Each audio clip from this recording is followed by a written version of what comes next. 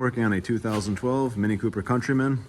Actually, I've been working on this one for a few days. I'm just making a quick video talking about how this whole repair went, and it's kind of an unfortunate story, but the customer just bought this vehicle, and they bought it with a pretty bad engine noise. This thing was rattling like crazy and running very poorly when they purchased it.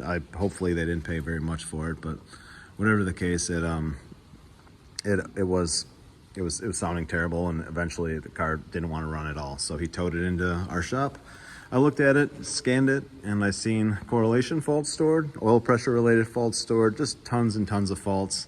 Fired it up for just a minute and you could hear just violent rattling from the front of the engine. So of course I had to start with a timing chain. So I pulled the cover off, looked at it, and you could see that this is all the stuff I pulled off. The guides were broken up, and there's a bunch of guide material I couldn't get out without pulling the oil pan. So I ended up doing chains, pulling the oil pan, and cleaning out the screen the best I could, getting all the debris out of it, putting it back together, firing it up, and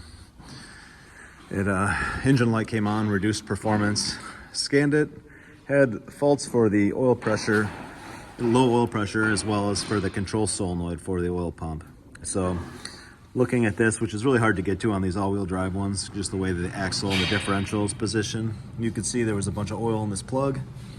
So I said, let's just replace the whole pump. It's already been compromised. There was debris in it, and the solenoid is bad.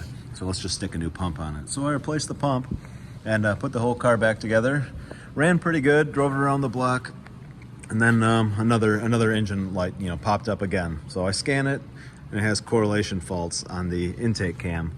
So this is setting a camshaft to crankshaft correlation fault. So right away, I think, who knows, maybe when I was locking this thing down, I screwed something up. So, just to make sure it wasn't something I caused, I pulled the valve cover back off, locked the crankshaft, locked the cams, everything lined up perfectly. So after that, I pulled the adjuster solenoid out. So I pulled the adjuster solenoid out, and it is covered in debris.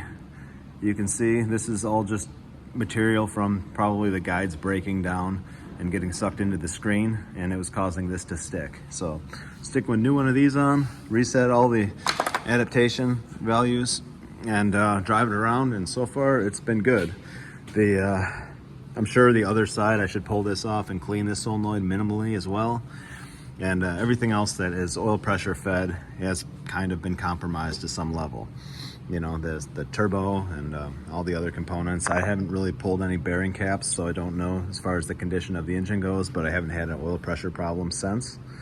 But yeah, so it's something where it's going to cost the person, this is a pretty expensive job. A lot of things were replaced, a lot of work was done, and it's not going to be real cheap.